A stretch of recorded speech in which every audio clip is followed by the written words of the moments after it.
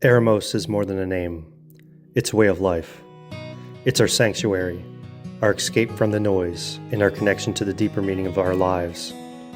It's about finding joy in the outdoors, seeking growth, and leaving the world a better place than we found it. Welcome to Elevate and Explore, a podcast where we dive into the beauty of nature, self-discovery, and the endless possibilities that come with living intentionally. Welcome to our journey. Hey everyone, welcome to another episode of Elevate and Explore podcast. I'm Ryan Bailey. I'm Aaron Baker. And we have our second guest this evening, Tyler Caldwell, a good friend of ours from college. Tyler, How's it going, introduce folks? yourself. Yeah, Tyler Caldwell. I've known Brian for just about 10 years. I met him through what is now my wife. And as a proxy, I've known Baker about the same time. I think we met the same night. Just, night was a little bit blurry, but yeah, about 10 years ago, I was out doing pipeline construction and outside of Williamsport, Pennsylvania.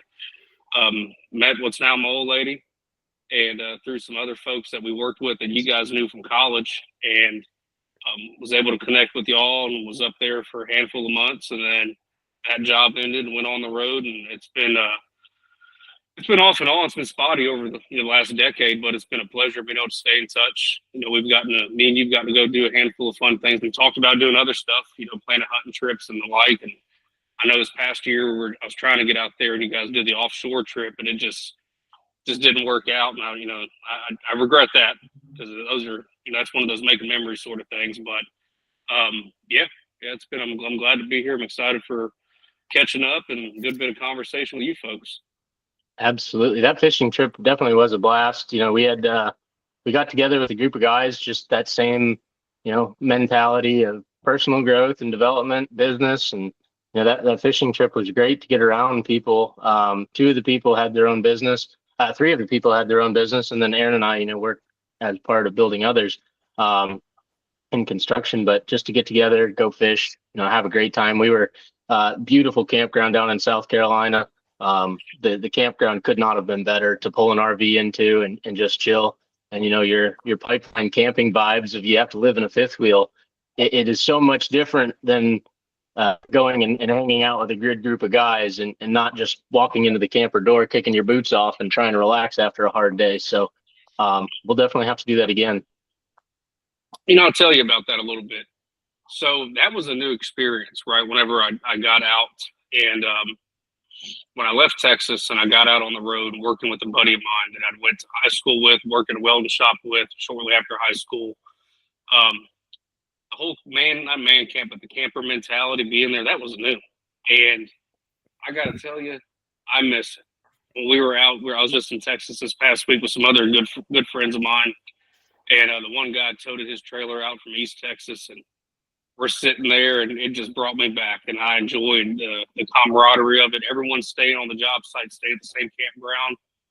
You're working 610s, 612s, and you get off on that almost every evening. Someone's got a fire going, right? And you just walk over there with a case of beer, bring a cooler, and you just sit in a circle around the fire and just talk. You hear stories from old timers, new timers. Everyone just sharing stories and drinking beer. Someone invites themselves to cook.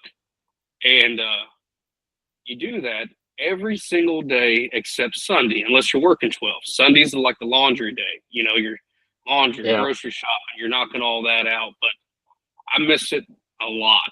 The more I think about it, how good of a time it is and how simple of a pleasure it is just to get to sit around a fire with some folks that you get along with and just share stories and experiences. And there's something to be said. If you could quantify what that is and bottle it up, you'd be a billionaire instantly. You could sell that to people, and that feeling that you get, reminiscent about that. Absolutely. And same. That's kind of what we're starting here, minus the campfire, just having conversations with people, talk about life and seeing everybody's journey. So that's our little campfire, I guess.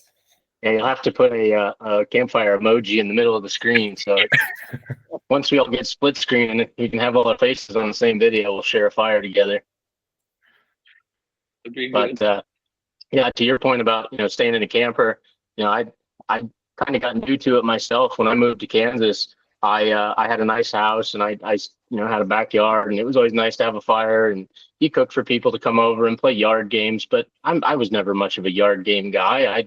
I just would rather sit around the grill, and you have a little fire going, and people leave. And when I left Kansas, I built my own camper, and I was in this campground up in Massachusetts, and that's where I got that real family type vibe in a campground. People that we didn't work with, but they had fifth wheel campers. They'd bring their family there on the weekend. Some of them were full timers. There was a completely different camaraderie that you find in a campground neighborhood than you do in any kind of housing, or dwelling type neighborhood. Just the same for going out and getting around those guys that you work with. Come home, you've all just had a hard day, talk about everybody, and they kick your boots up next to the fire and just sit and relax. And a little bit of hickory smoke or oak smoke, maple smoke coming off the barbecue. Like it hit right, and it never was bad. You could never complain, even if it was raining. That's it. That is it. Yeah. So after getting out of the pipeline, how long has it been since you've been less hands-on and more on the management side? So it's been about 10 years. I'm coming up on 10 years stepping away from construction and moving into operations with a pretty big operator here in the States, and really internationally. And in that time, it's been a good 10 years. I started in the field here in Eastern Pennsylvania, and then an opportunity presented itself and step in a management role that took me to New York. And I got to go up to New York. I got to work with some of the best people I've ever had the pleasure of working with. They're great group of folks to have on your team.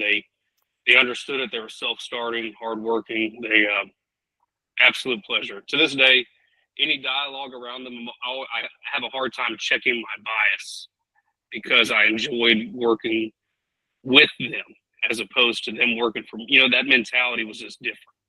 Yeah. Worked there for a couple of years, and then a management opportunity came up, next level up in the company. That brought me back down here, and I've been here 6 years now in this area, and it's been great. It's had its challenges, absolutely. It's taught me a lot. Talk about as we all grow and mature on our own paths, right? I've learned a ton just being in this role and understanding how people function, and it's actually helped translate. I coach youth sports for my daughter. Very passionate about it. It's so gratifying, with the kids. And then at a professional level, whenever there's high impact decisions and you're having that opportunity to help mold and shape and positively influence someone's career and watch them succeed, it is a great feeling to have. And from a supervision standpoint, right? You get to look at someone's growth when they hired in. I got people that I consider friends, that I've had the pleasure of hiring them, and I've gotten to watch what that meant to their career, right? How it's emboldened them in their personal lives to do certain things and help position them for success. And knowing, having had that done for myself, I know how good of a feeling that is doing that for others. That's just been, on the leadership side of things, it's a thankless job. And I've learned, you're not going to get the accolades. A good leader should always pass that on to the doers, right? Hey, your team did a great job. Yes, they did a good job, right? I'm only as good as they are, right? You live and die by the sword sort of mentality. But at the end of the day, getting to pass that down and getting to watch these folks grow and improve and overcome adversities in their professional career. And I made a comment to someone because, like I said, I've been there about 10 years now. And, I remember being the young guy, right? Early 20s, the young man there. And, now I'm watching guys become dads. I've been a dad for a long time, it feels like, but I'm watching these guys become dads. I've watched people retire, and I was having a conversation with one of the folks a couple of weeks ago, and I said, you know what? We're going to be sitting here, and I'm going to get the chance to watch you retire. I've watched you become a dad. I'm going to watch you become a grandpa, and then I'll be able to shake your hand on your last day at work. You know what I mean? When you ride out in the sunset. And that's just such an awesome, gratifying feeling. And it's been great. It's been incredible to have that kind of influence in people's lives, and you learn a lot about yourself doing it too. Yeah, that leadership and lead by example especially from fatherhood. And I think, you know, I haven't had the fatherhood experience nearly as long as you have, but mentoring young hunters and going out in the field, that has been a passion for me. And just, the excitement they see, the questions they ask, the moment it all comes together, and you actually get to, either shoot a deer or turkey, whatever it may be. The excitement is just it's the most addicting feeling you could come across. And it's so powerful. And the same in corporate world life and business is you help and mold and show other people the way to do things, and they start to do it, and then they come up with their own ways to do it. And then that constant improvement, it just makes it a so much better experience to come to work every day. Oh, absolutely. Absolutely. It can't be said enough, right? If you take that holistic approach and when you look at situations where you're having teams of people working together towards that common goal, and you start to see how someone's mentality and the culture can be influenced, and it's great. It's really tough if people haven't had the opportunity to do it. Everyone's worked for a bad boss. I guarantee that. I think three of us sitting here. If you haven't, you're incredibly fortunate or a liar. But I've worked for some people that I learned what not to do. Yeah. And I've also worked for some incredibly influential leaders that they believed in you. They set you up for success, position you. They see the potential, and they put you in position so that you could capitalize on opportunities. And I every opportunity I get to tell them that, I tell them that. Just because, hey, just so we have an understanding of each other, I appreciate what you've done for me. I've always told people, whenever you hear this whole cliche, I'm a lone wolf, I did it myself, that's bullshit. There ain't ever anyone who got anywhere in this world by themselves. That's a fact. At some point or another, someone was there, whether it was, from the sidelines, moral support, or at an active hand and helping grow and mold your direction, whether it's in your professional or your personal life. That thought that you can do everything by yourself is it's just asinine. It's just not practical at all. Yeah, I just came to that realization, I don't know, about a year ago. I certainly had help with things along the way, but I was always under the mentality where I want to grow a business. I want to do this. I want to do that. I don't need anybody's help. I can do it on my damn own. And I never really liked the thought of community and having other people involved in my things. But since I changed my mentality and I started finding community and starting making connections with other people, it's really helped elevate me so much more than, me doing things on my own. And it's so much more gratifying to see that growth and, someone helped me, but I can help them as well. I've made a lot of impact on other people, by getting into communities. So, having a good community to help you grow is absolutely essential to being successful. And think about that, Baker. Think about in the span of 12 to 18 months, how that mindset shift has opened up doors for you, right? And it's almost like you had that aha moment that helped you get out of your own way. Exactly.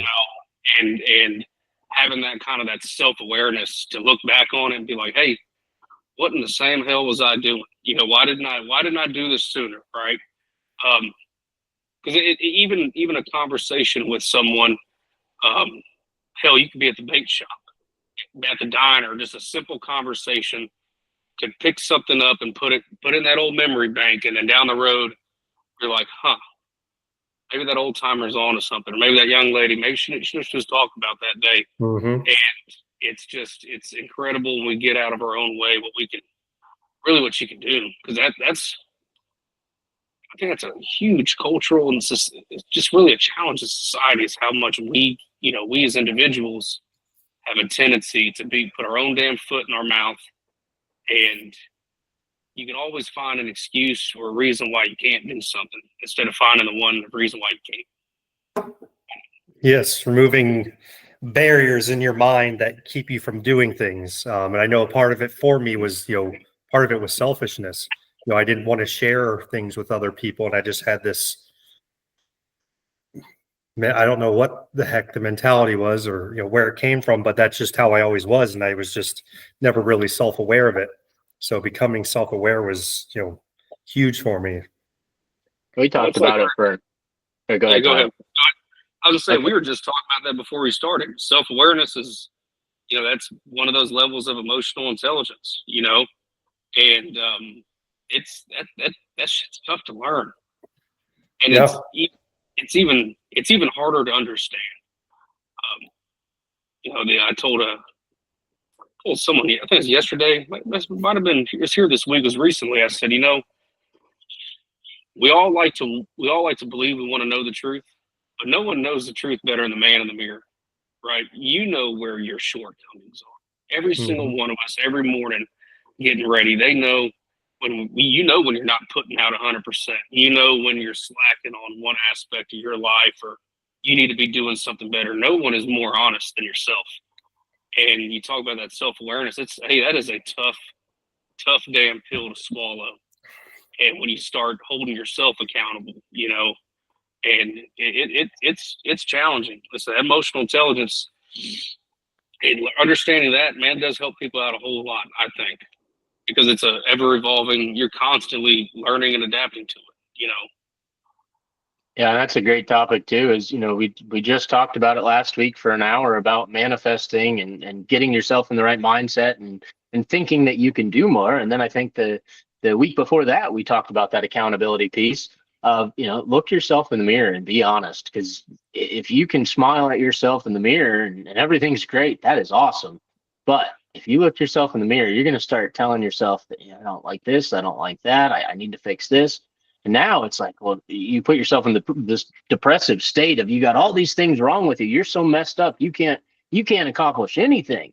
But then that self-awareness and, understanding life and challenges and changes, and it's all part of it. So if you don't like the way that you look in the mirror, you can change that. If you don't like the way you dress, go change it. If you don't like facial hair or your haircut, it's easy fix. So it's that, and then there's little pieces that we tell ourselves inside that we're doing the right things. We're doing great things. And you look in the mirror, you might not think the same. And then putting yourself around a family, putting yourself around good people, putting yourself into an environment that promotes you to do better and change and gives you a new expectation or bar to chase.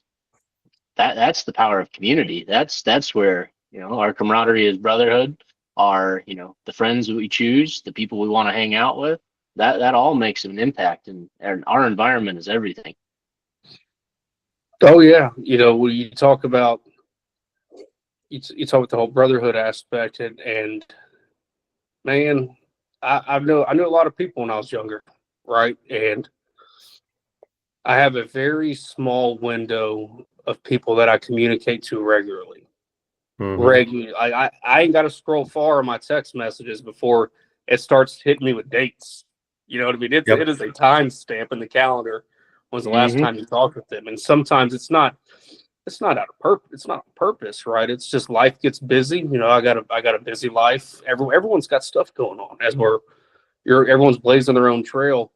But you'd be amazed to see like how few people that if you really thought yourself, who am I going to call on? I told a real close friend of mine the other day, we were having a conversation. He was talking about some of the struggles he was having in his life. And I was just reminding him, said, hey, man, we've known each other all our lives. That's what I'm here for. I'm not here to hear the good news. You can share good news with anyone. I want to hear the bad stuff. That's you talk about friendship and being there with someone. That's what I want to hear. I'm not a real spiritual man. I don't go to church a whole lot.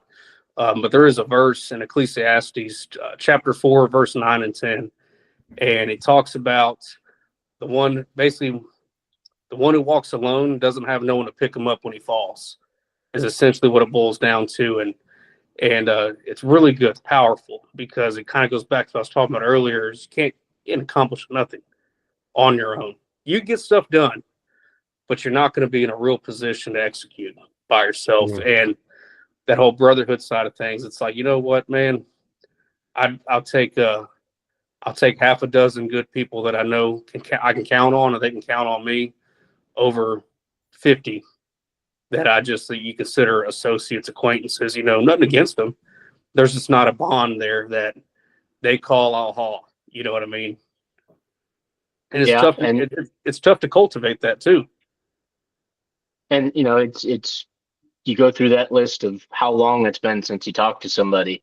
Maybe that's an incentive, incentivizing, notion for you to just go and text them. Hey, I just thought about it. I haven't talked to you in so long. Just checking in on you. How's everything going? And you start asking people questions after a long time. They're going to spill the beans and they're going to tell you everything.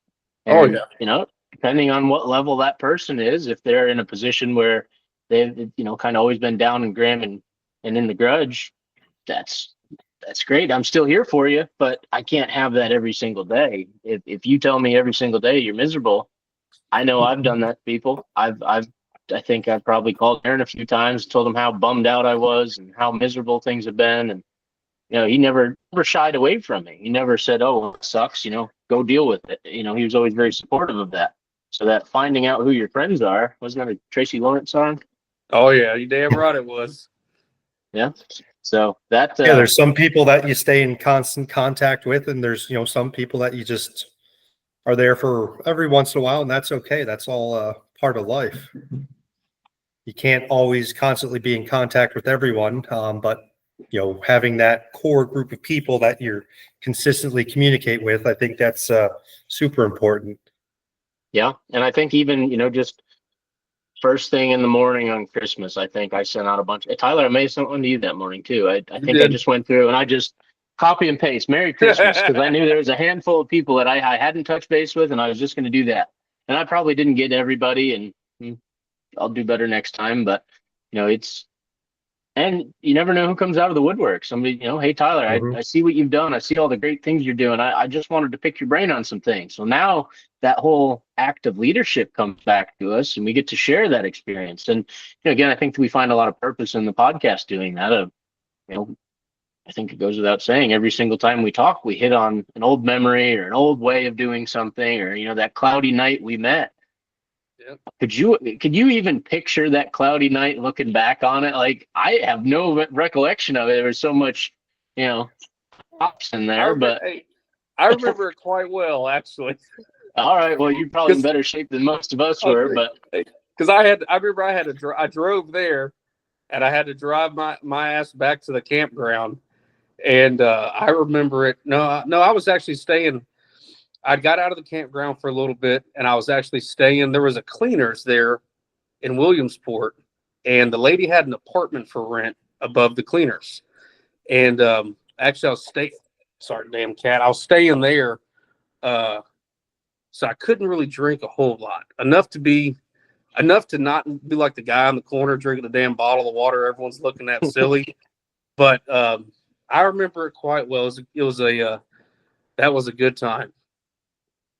We had a lot of good times, and I think of all of those good times, there's a handful of people, and I think I was in that blue collar mentality. I wanted to go do construction. I wanted to be in the trades. I wanted to be a brick mason in concrete. The more I got into it, I was so thankful I went to college, because my degree, it was not worth what I paid for it, but the people that I met and the relationships that we developed and the type of person that I was able to be in college, outside of, growing 10 years down the road and having to change and be a different person. It is nice to know that I'm not in that same boat. And it's also upsetting to know that there are plenty of people from that time frame that they're stuck in a groove. So their time haven't been able to have either enough pain or joy to want to incite change and growth and change habits or reality or people or just put themselves in a different place. That comment about give yourself 12 months of good positivity and changing your mentality and focusing on things, it will put you in some darn places. Mm-hmm. Oh, 100%. I mean, what do they say? It takes a couple weeks to form a new habit, right? And yeah, it's there's a lot more than a couple weeks. It's like 3 months. 3 months. Is that what they say? I remember. think so. I know there's it's like scientifically been proven. There is a set time period where you can condition yourself mentally and physically to a task, right? Mm-hmm. Like you look at people. Hell, I smoked Marlboro Reds for a long time until I became a father, and it wasn't so much. It was the habit of waking up, and that was a component of my day, and stopping that. That's one thing that I learned was it was less of the damn firing up a heater first thing in the morning as it was doing something else with that 10-minute window of time, right? When Yeah. you first get up, and breaking that out of your routine and starting a new routine. And you talk about like that growth, the growth aspect. I think if we all were introspective and looked at, you want to say probably 16 years old, you start having an idea of what adulthood is supposed to look like, right? You're maturing, especially these kids nowadays with how heavily influenced technology is in their lives. Right? They're maturing faster, right? They're getting exposure to a lot more of the world than we ever had as kids, right? We grew up through the whole technology explosion in our lives. We matured through that. But you figure 16, you kind of start thinking about what life looks like for you. But you're a different person at 25. You're different at 30. You're damn sure going to be different at 40. And I think it's interesting to look back on, even for myself, and think about how far that I've come. And I bet if each of us sat down and said, damn,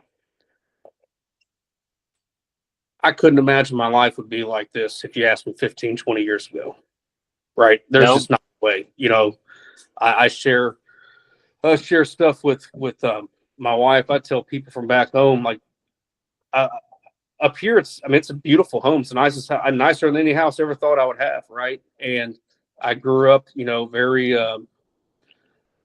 They hate when I say poor, but we didn't have a lot. I'll say that. That sounds a little bit more politically correct. We were damn on broke. I remember going to the food pantry to get food because we didn't have nothing to eat. Going to church, get help with our power bills, and growing through that just really, matured me in a sense as a young man that I didn't want to live like that. But now I've worked hard to put myself in a position as a provider to not my children never have to experience that. The flip side is, are they going to have that same drive? Because they don't know. They don't know what it's like to have to boil water on the stove because you ain't got no power. Your well pump ain't running. You got no damn hot water. You got to boil water. You got to cut it with some cold water. Dump one pot on you to get wet. You get the old dollar store Suave Men's 5-in-1. Brush your damn teeth with it. Get soaked up. Take the second pot and rinse off. They'll never know what it's like. God willing. That's for me. And but it calluses you in a sense. And I used to go with my mother and clean homes for extra money on the side that looked just like what I live in now, and if you would have asked me 15 years ago, not a snowball's chance in hell that this is what I would be doing. This is where my life would be. And so we talk about that growth, and it's incredible to think about how much each of us individually changes, but how the people that are in our lives, you can kind of assess it for yourself, right? Be that fly on the wall and see how other people have grown and changed. So there's two great points that I want to touch on that you just brought up. And one, the first one, the back to the Marlboro Reds, I think we can all agree there's a time and place that you just think like, man, that smoke, that feeling, that sensation, just think about sitting next to that fire. Yeah, it's funny you said that. This weekend I was on a machine. We dug up our septic, and I was running an excavator at like 7:00 at night. I was just like, 15 years ago, I would have been underage. I would have had one of them damn things in my hand, and I would have just been that feeling. I thought about it, and then it's like gratification. So you brought up, thinking that you're in a house now that you never would have imagined. How's that feel, gratitude wise, that you're probably in a place more than ever imagined at that time, that you have everything you've ever wanted in life. that feeling overcomes me from time to time, and it's like there's a lot that I thought I wanted at that time frame. And looking back on it now, I have everything and more. Why do I need anything more? Because I have it all right now. I have it all. I've worked for it all, but I don't need anything else. I think for me, man, it really was whenever I became a dad, right? Because truth be told, hell, I let my old lady pick this house out for the most part, because I would have much rather had me about 5-10 acres. They're making these double wides real damn nice these days, that I would have slapped me a double wide out there. Yeah. Would have been plenty happy with just a little bit of solitude, right? But we've been fortunate. The house it's a typical builder's home in a community. You've seen my house. It's a nice home, but it's nothing like Exhibit's not going to come here and pimp my ride in my front driveway. You know what I mean? It's not that kind of home. So when I think about the gratitude side of it, it was really when becoming a dad, and I knew a long time ago, like a fun fact, I ate a lot of spaghetti. Like I said, it's cheap, easy meal. You'd eat on some bitch for 3 or 4 days. Growing up, I don't eat spaghetti no more. I will almost never eat pasta. It's very rare that you'll see me eat pasta because I ate it so much. I remember telling myself I was like 15 or 16, and it was damn spaghetti again for dinner, and it was just me and my mama at the house. And I was like, damn, I've had enough of this. And I told myself, I'm not going to eat this shit when I get older. Ain't no way. And to this day, with very few occurrences in the last 15 not some odd years, I don't eat it, right? Having children's changed me a lot. I don't think I love anything more than being a dad. And I try to soak up, god damn, as much of it as I can. I got videos on my phone when I get a chance to get my daughter off the bus and she comes running to me and she's just excited about whatever, and if I could bottle that up, save it for a rainy day 30 years down the road, I'd do it, and I've never seen it from the point of like I'm grateful because, as I mentioned before, being in this position is the result of being in a position to have opportunities provided to me, right? I did the work, you got to interview to get the job. You got to perform highly to get the next job and the next job after that, right? You got to do the legwork on it, but it takes people being there to help open those doors for you. And, for me, I just want one day these kids are going to look back when they're having to deal with their own lives and blaze their own trails. And just want them to look back and be like, damn, that old man sure sacrificed a lot for us.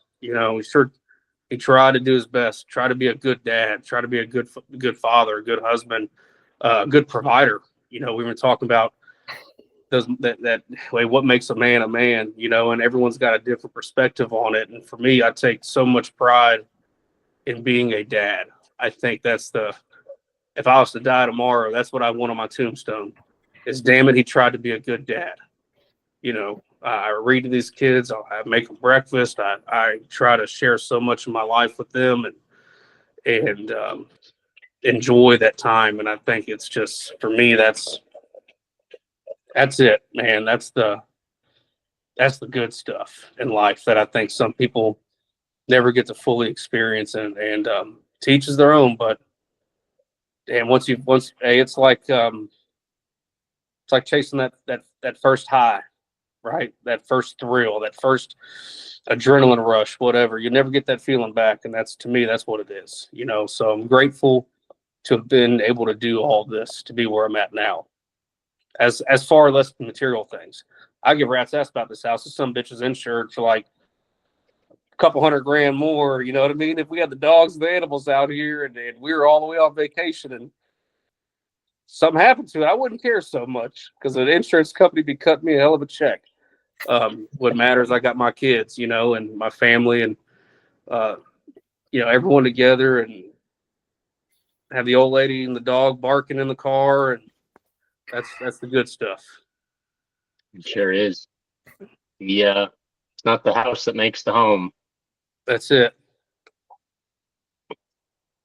And double wides are pretty nice. We got ourselves one, and it's Hey, aren't perfect. they? It's a heck of a lot better than the fifth wheel. I can say that.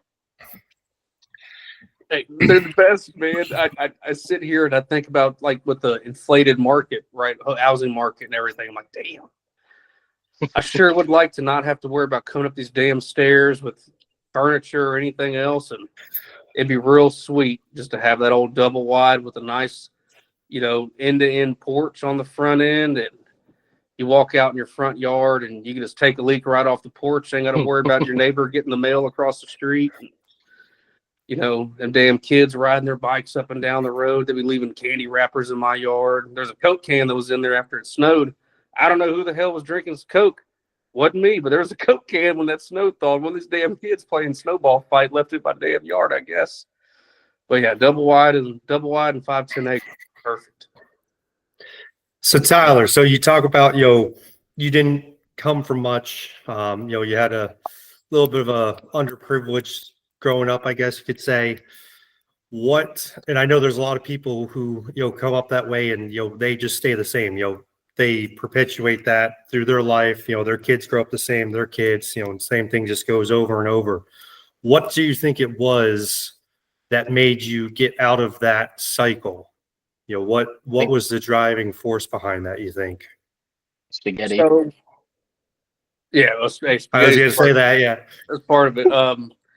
Now I'll tell you, man, I'm the youngest of four boys, and I watched my parents split up when I was young, and kind of split custody, see my dad every other weekends. My oldest brother went to the Navy shortly after my folks split. I was young. I was like 6 or 7. 7 or 8, actually, yeah, because he's 10 years older than I am. So he went to the Navy. And then the brother after him has been one of the biggest influences in my life, because he has his first child at like 17. He was fighting battles with drug use, just making awful decisions, awful. Mm-hmm. And found himself becoming a dad when he was in zero position to become a dad. And he turned his life around like that. Wow. And it's been, he's had 2, 3 kids graduate, fixing to have a 4th graduate. He's had 5 kids altogether. And he had them back to back to back. And I watched him as I grew up. I was young, and he's 7 years older than I was. And I watched him work and work and work and work. And he's by far the most successful in our family, the hardest working man I've ever met. He's a great person. He's an excellent father. His kids love him, and he missed so much time working 12 hours, working 7 days a week, just missed a lot. But it's provided a life for them that those kids don't even have. My nieces and nephews have no fucking clue. Excuse my language. They have no clue what it was like for us. You know what I mean? And he's done it all himself, working hard. He makes an ungodly amount of money, and he has a GED. He doesn't have no high school diploma from Angleton. He's got a damn GED, and he's incredibly intelligent. The LNG business he's taught himself pretty much everything that he knows by himself, and so he was busy raising kids and working. And then my other brother, between him and me, he went in the Air Force, another incredibly intelligent, first person in our family to get a college education. He got his chemical engineering degree. He got out of the Air Force. He's been doing that for a while now. So I've seen this exposure, this path of them getting out, right? Yep. And my brother's really trying hard to make something of themselves. And we're all, we talked about brotherhood earlier. There's a common ground there that it's unspoken between all of us, because we all went through different times as kids through our upbringing. I've seen it all because I was the youngest. I lived with my mama, and I witnessed it all. I've been there with her through hard times, through good times, when we're flush and then we're robust. And coming out of that, I got out of high school, started working, needed help, trying to help out around the house, help out with bills and whatnot, and live my own life. You know what I mean? And burning the candle at both ends, trying to work shift work, trying to have a social life, trying to be, trying to help her out around the house and pay bills and this, that, and the other, and caught up to me. And then there was an opportunity to get out on the road, and I loved welding. All right, that was passion. I enjoyed doing it. Like when I was in high school, and we went on these district and state competitions. I was fairly good at it, and I loved doing it. I loved the people you got to meet. Everyone was just country boys. That was in there. They need to have one or two guys that had no business being in that damn class, but they were there too. And it was like just a motley crew. And I'll tell you, my welding teacher, he's passed a few years ago now. His name was Charlie Bolin. Great man. And I remember I was 17 years old, didn't have money for much. I remember he gave me money, he let me come in after class, work on fixing, one of the guys was building a 16-foot trailer that was, it was all jacked up. Some bitch, he might as well have been putting JB Weld on it. Had me in there fixing that, and he paid me for it. But he paid me the money so that I would have money to rent a tuxedo for prom and to be able to take my then high school girlfriend to a nice dinner because I was broke. You know what I mean? I'm like, hey, I got no damn money, chief. And I remember, hell, just going to internet, it doesn't matter because he's passed away now, but we were at our state contest, and we're in Corpus Christi, and he shoots me a text message, tells me to come to his room. We're going to talk about our competition the next day because it's like a live action. And we get over there, and we're talking. He pours me up a little glass of Crown Royal, and I'm sitting there 17, and this man, we're talking about life for about an hour. And he's telling me his story, and he said, I see a lot. I see what you're going through, and you can beat it. You can beat the case. You can beat the cycle, break the mold, whatever the hell you want to call it. You can beat it. You have opportunities to beat it, right? And he was steered me into that blue collar lifestyle, getting out there, getting under the hood, and working, and where I grew up, it's the petrochemical heart of probably the planet, right there in the Gulf Coast of Texas. There's more chemical plants in a 150-mile radius than probably anywhere else in the world. Massive refineries, process centers, everything. And there was opportunities there, but opportunity didn't have me in Brazoria County. It took me to Pennsylvania, and I've been up here. I got to travel, hit a couple jobs across the country, but I found my way an opportunity back here. And folks, before I even had kids, they were like, hey, why don't you move back to Texas? Well, people where I'm at now are paying me pretty damn good to stay here, and I'm going to stay here. And once I had kids, I damn sure going to stay here unless someone's got to come at me with some top dollar to get me to convince the family to move. But, that drive to just not, I don't want to live like that. I look back on it, and I'm grateful that we were raised away, because both my parents, they did the best they could. And as a parent now, I've learned that as a child / young adult, I held a lot of animosity towards both of them. I had friends that had a lot of money. When I was 17, my good buddy of mine at the time, his mom took me to the mall and was like, go get you some school clothes. And I'm like, hey, I'm not buying none of this shit. I ain't got no money. And she said, I'm buying it for you. And we argued with her in Brazos Mall parking lot. And she took me to that damn American Eagle and these other mall stores and bought me clothes, and was very embarrassing and humbling, right? Mm-hmm. I remember the girl I was dating in high school, her family, and they're like, hey, we're going to go to Olive Garden for dinner. I'd never even heard of Olive Garden. I seen the damn commercial. So we drove up to Olive Garden, and I'm like sweating it because I had like $20 in my pocket that I needed for gas. You know what I mean? I'm like, I can't afford to pay for this. And we get there, and I'm like telling her, I'm like, hey, I got no goddamn money to be going out to dinner. And we're kind of arguing about it. And her parents are like, what the hell are you arguing with my daughter about in the back seat, boy? This, that, and the other. And I tell them, I said, hey, I got any money. I can't afford to come out to dinner. This, what I thought was a fancy Italian joint. It is not. It is awful. Those are clip-on ties them damn waiters are wearing. And they're like, well, we invited you, we're paying for you. And it was such a humbling experience for me to realize that this was common for other people, but not for me. I don't want to live like this. And like I said, once I became a dad, I never go back. Yep. I don't hate it to a degree. Like I said, I'm very thankful for the way we were raised. My parents did the best they could. Situations are different, times are different, decisions are different. And I've learned as a dad and as a provider, that's all you can do. You just got to do the best you can.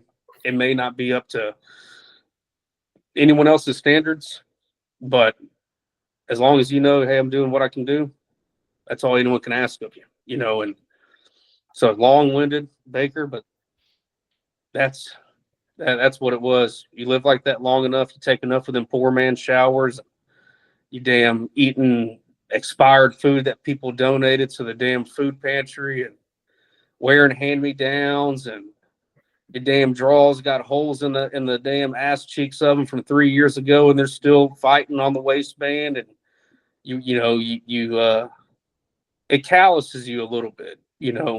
And like I said, society's put us in a spot where, for me, there's a level of humbleness, but also kind of embarrassment, right? Because I'm like, damn, I'm broke.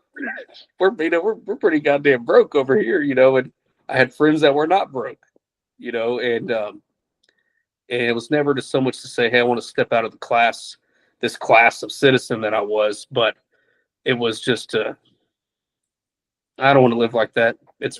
I want to be able to, damn it, if I want a steak for dinner, I want to be able to go get a steak for dinner, and not have to worry so much what the hell does it cost. I'm still a cheap son of a bitch, though, but better believe me, I don't buy nothing if it ain't a good deal. I drink cheap beer, most expensive thing I consume is Copenhagen. And when they keep ticking the price up on this shit, I'm going to start growing it my damn self. That growing up and appreciating how you came up, I always thought there for a while that we were pretty well off. We were really good, but one of the first times Aaron went over to their house was like, what? I don't know what he's saying. Like, I think Aaron and I sat down with a bushel of crabs and I ate half the gills of them before I realized that there was actually meat that you could eat. And it's like people have a different style of life, and that, being stuck in the way that you were raised, a lot of people, they believe their value, that is all they are, that this is how we were raised, this is how we're going to live. And breaking that mold, seeing your brothers succeed and seeing how to excel and how to do more, and then you made a great comment of, you could work your ever living self to the bone, but if your headstone doesn't say that you're a good man, a good dad, a good friend, what did you do it for? There was nothing to gain out of that. So, that road path that you were on was not a selfish journey, and eventually you got blessed with a wife and kids and a house and dog, and it doesn't matter if it's the best house in the block. It's what's inside of the house, and I think that's kind of the greatest piece. Is even if you did grow up poor, eating spaghetti every night, you still had family, you still had some good people around you, and you were raised right. Is the testament there is no malicious intent, and no trying to break the law, trying to make ends meet. There's a lot of people that get stuck in that too. And that's one thing, like, I tell both my parents, because they're both very different people, and love them both to death. My mom is her own unique person, and my old man, hell, he's unique too, and at differing phases in life had a trying relationship with both of them, right? Whether it's through me kind of growing into my own and just disagreements in direction, and but now, like, being in a position that, we talked about emotional intelligence, having that self-awareness to be look back and I see where you were right, old man, and my dad's always said, hey, I'm gonna give you my advice. You may not like it, you may not take it, but this is the best I have to give. And I've always respected that because it's more or less, hey, this is the best thing I can tell you, son. But at the end of the day, you're going to make your own damn decision. And the one you make is the one you got to live with, and there's, you talked about that finality, right? Most important thing to me is my children and two little rascals upstairs, probably not even in the damn bed. Love them kids to death. And that's always been my thing ever since I became a dad is, you know what? My parents had their flaws because we all do. We all are very imperfect people. They don't give you there's not a damn recipe book, a playbook on how to be a parent. You just, everyone figures it out their own way. Your kids grow, they develop their own personalities, their own quirks, and you navigate those waters with them and you learn as you go.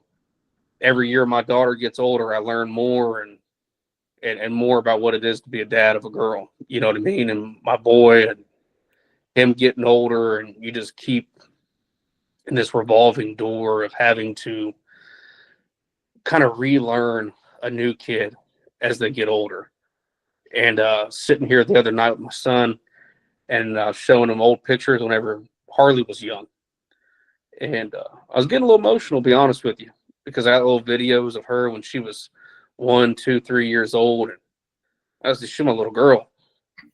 And now she's up there reading chapter books. She's about to be 8, which doesn't seem like very old, but you only get so many years with your kids while they're kids, and with technology, you get even less.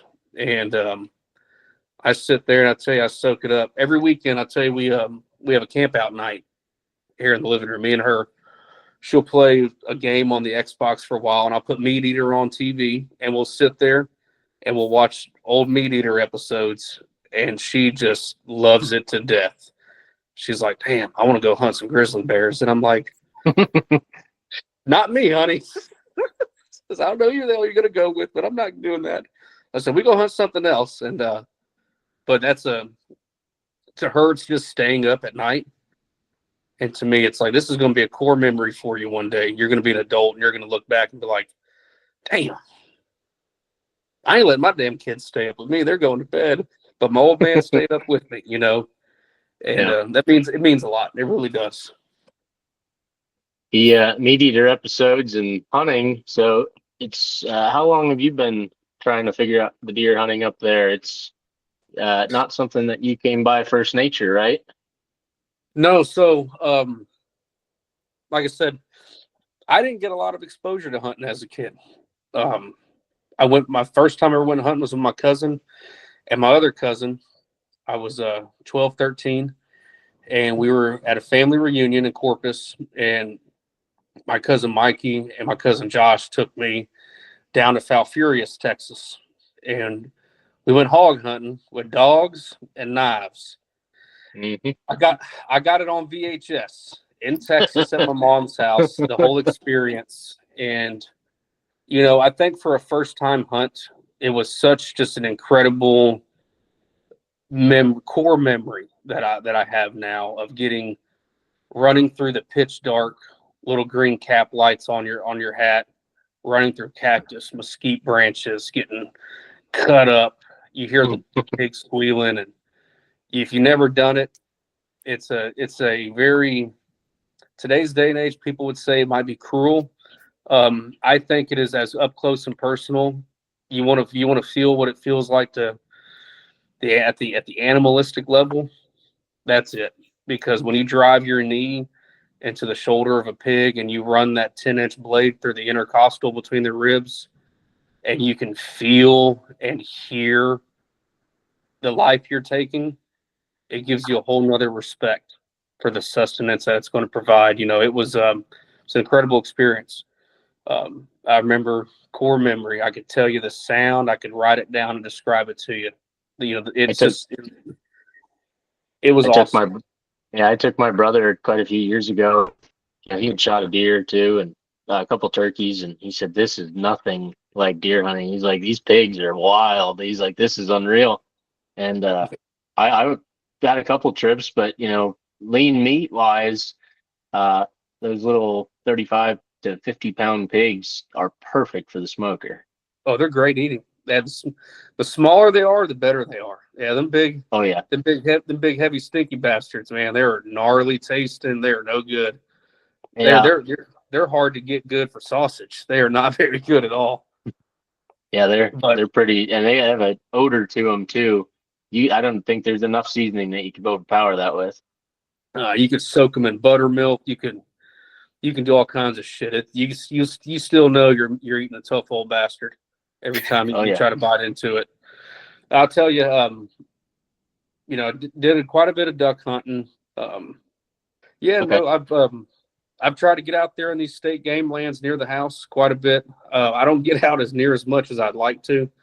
It never fails. Every time hunting season rolls around, there's always either stuff going on with work, because that's like geographically pretty much November.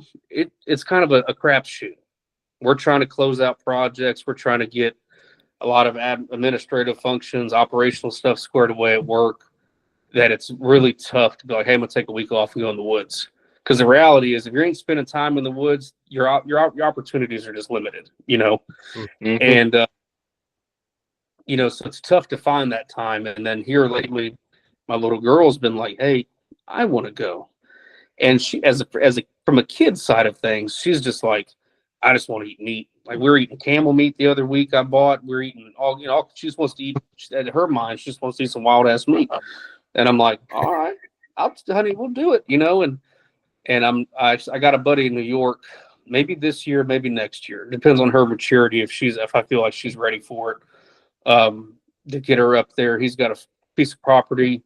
And he said, hey, you're welcome to bring your daughter up. We'll put her on a doe, put her on whatever the hell walks out, And so I got that to look forward to, but have not had any success up here. It's been great. Every time going out's a good time, but as far as, the wife's like, you spend all this time in the woods and you ain't bringing no damn deer home, you're still having to go to the grocery store on the way to the house. And I'm like, well, that's what happens. I said, but it's less about, for me, yeah, the idea of putting meat in the freezer is great, but it's just something so peaceful Yes. about being out there.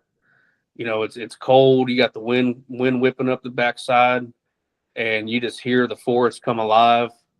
That's the best part. Once everything in there is fine with you being there in that stand, and they start coming alive, God, it's people that don't get to experience that, man, they don't know what they're missing, because it is that. And you're back to that comment about going with kids. Is I've been with some cousins, and this year I got to hunt with Jack quite a bit. So we just jumped into the woods, and down here in Georgia we haven't had as great a luck trying to find antlered deer, but we got a good crack at quite a few does, and a family of 4, we were able to put I think 6 or 7 deer away. And it's we have to have 2 deer seasons a year if we want to be able to support this, because Jack came in last night, took 2 pounds of shaved steaks and made jerky out of it. So it's like, oh, there goes 2 more. But that's what we got it for. So I enjoy it, and we get to eat a lot of that good clean meat.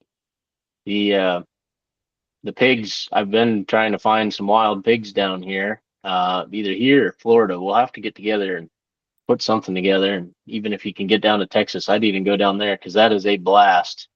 oh Go yeah. and stack up the pork. Yeah, and hell, I'd be down for whatever, to be honest with you. But I know, as far as finding them, I bet if you find a couple like local community pages, especially if you're in a rural area, find like a local community Facebook page. Yeah. You're going to have farmers on there complaining. They're like, "Hey, these hogs are rooting up the fields," and because they are a problem. They will destroy. Oh, yeah. They will destroy some land. They'll destroy crops. They are an absolute problem. But a lot of there's a lot of ranches I know in Texas for sure, because I see them how they get advertised on my social media when I look, and they offer super cheap all you can shoot hog hunts. They're like, hey, we'll take you out. I know a buddy of mine was looking at pricing in one of them helicopter hunts. He was like, man, I've been seeing it for a couple years. I just want to try it, Yeah.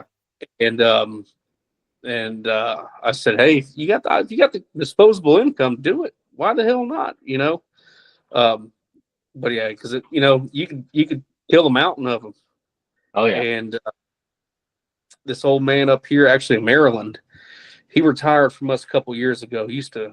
People would call him out to come, like the state would call him out to come take care of, like, if there's a sick deer or something they found in the woods. And he had some special permit. I forget what it was. It was from the Maryland State Department or their wildlife service. And he would shoot a lot of deer, and he would just donate it. He would donate it. He would do the butchering, freeze it, and give it to the food pantries. So that was fresh food they're able to provide to people. And I know back home, that's what a lot of those outfits that let you come and just bust a whole bunch of pigs. That's what they'll do, is they'll take a lot of that meat, they'll process it, they'll make a whole boatload of sausage out of it, and they'll donate the shit. That's great. We're getting close to our end here, and I did want to touch on, and Aaron, do you have any more questions? Comments? No, not thoughts? at the moment. Okay. We talked earlier about, some love language and the labor of love of cooking. We've talked about food most of this episode, and, coming from Texas, I think it goes without saying we should talk about a little bit of food, especially we brought up the smokers. You know, where's that going to lead you as a passion? Are you going to do cooking full time? Are you going to go into it, do it as a side gig? What's your thoughts on it? Tell us all. So, like I said, I love cooking. I love cooking for my kids, my family, any visitors. Probably the highlight in my cooking career, right, as it relates to barbecue, was I got to make about 60 pounds of brisket for NASCAR and specifically Stewart Haas Racing before they broke up this past year, when I got to take it up to Pocono. And that was such an incredible experience. We got pictures. I was able to get the wife, the father-in-law in there. We were able to sit on the pit box, and we're right there next to the crew chief. And, they're getting to enjoy it. I'm back there carving up meat and serving people, but for me, it was always getting to hear that reaction and like, damn, this is good, and it's such a good feeling. I've had great barbecue back home. I'm kind of a problem to deal with, because I don't like eating other people's food, because I know, like, inherently I will eat it. I won't be rude about it. But in my head, I'm like, I know I can make this better. Or I'm like, I'm eating, I'm critiquing. I'm like, hey, I would do this differently, man. But you do your own thing. We talked about a mutual friend of ours.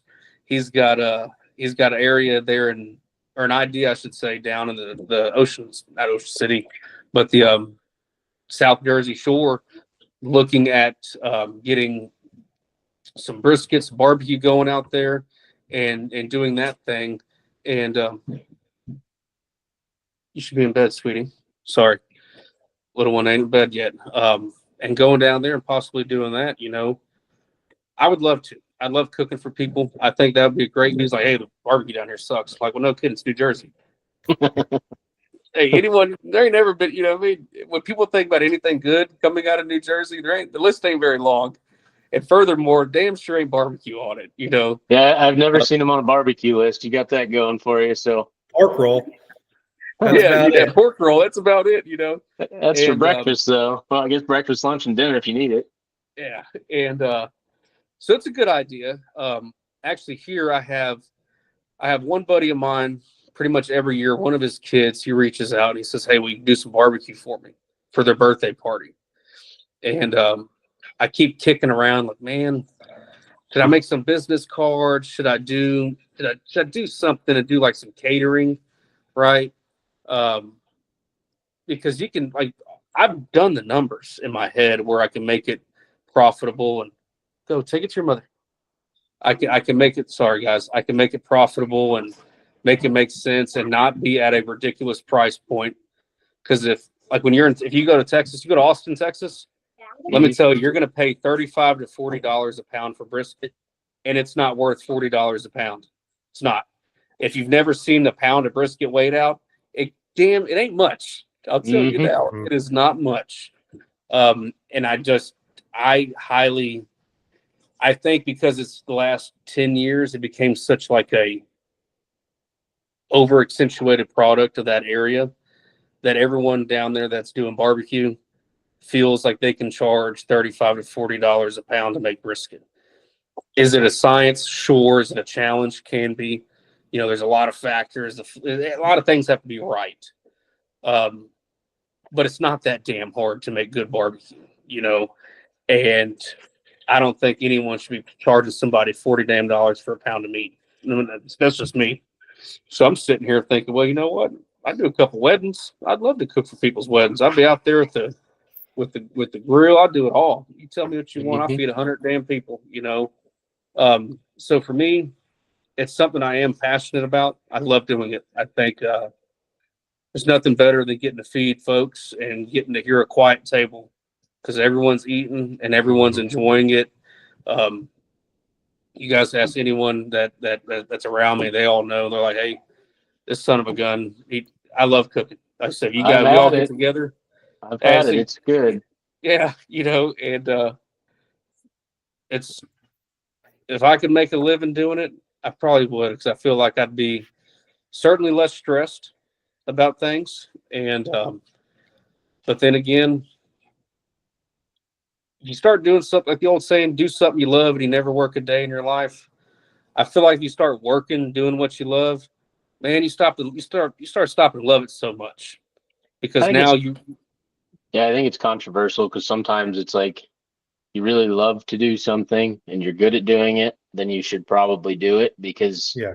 it's better than doing something that you're mediocre at and you don't enjoy doing. So I think it's a give and take. I would agree. But yeah, There's What's a the barbecue trick? place for sale here just outside of Allentown. I can't think of the name of it. It's right by Lehigh Valley Sporting Clays. okay, heading out that way. It's not that damn. What the hell's the name of that place? Something hoses. Grumpy's. Grumpy's What is Barbecue. Grumpy's? Yeah. Never ate there. I know they do this. You can switch it up and make the barbecue better. It's pretty damn good, but probably not as good as yours. I know they do this. Was it the Smoke in the Valley, that barbecue cook-off every year up that way? I'm not sure.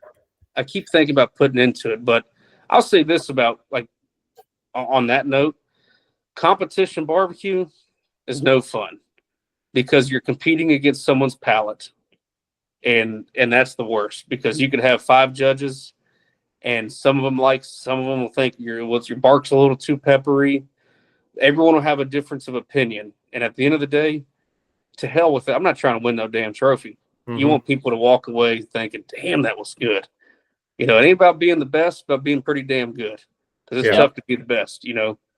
Especially cooking, like you said earlier about what you think is really great. It's got too much pepper in it for somebody else. So finding a happy medium there is I think the key to it. And it is an art, and I think it does take passion. And I think there's a lot of good barbecue places I've been to, and some of them, you almost get the vibe as soon as you walk into it. It's going to be good. It's not walking into a fine establishment. The lighting's right, and all the trim is perfect, and the tables are set up right. So when you walk into a barbecue joint and the guy's wearing sweatpants, he's covered in sweat, he's got towels all over the place that are greasy and grimy. It's like, this is the one. This is where it is. Hey, you couldn't have said it better. Being from South Texas, like Tex-Mex is big. Like up here, like bagel sandwiches are popular in this part of the country. Hey, brother, back home, it's breakfast tacos. And there's in Brazoria County, where I'm from, there's probably 40 different places to pick from. But there's nothing better than walking into a joint where there's duct tape on the floors. It's just it is homey feeling. The door doesn't have a doorknob on it. You walk in there and you can smell everything. You're like, this is going to be the best. You smell the tortillas cooking. You're like, oh my goodness, this is going to be so good here. Yeah. It's the same with barbecue. You can't walk into no joint. You can't eat barbecue cooked by someone who ain't got a stain on their shirt. You know what I mean? Mhm. It just don't work out. Oh, he stopped at one the other day, and we were just driving down the road, and I was like, "I'm hungry. Let's quick type in barbecue," and this place come up. It's like 4.8 reviews, little smoker out front, and then you just open the door, and it's just this big, like kind of uh, kind of deli style. They pre-make a lot of it, but they warm it up for you. Or some of it was pretty hot when they got it off, and it just hit the spot. It wasn't the best by no means, but it was damn good. And, you know, Good. food I think has a funny way of sometimes you get in the habit of it just didn't taste right one time. You think you don't like it, and it just perspective, mentality, things change, and all of a sudden you like it. Couldn't shake you away from it. Oh, 100%. That's like having a core memory about like Jägermeister. Not a Jaeger fan no more. I used to be at one time, but all it took was one night, and Yep. I'm not a Jaeger fan ever again. Uh-huh. It's called maturity, Tyler. Is that what they call it nowadays? I think so, yeah. Pretty sure.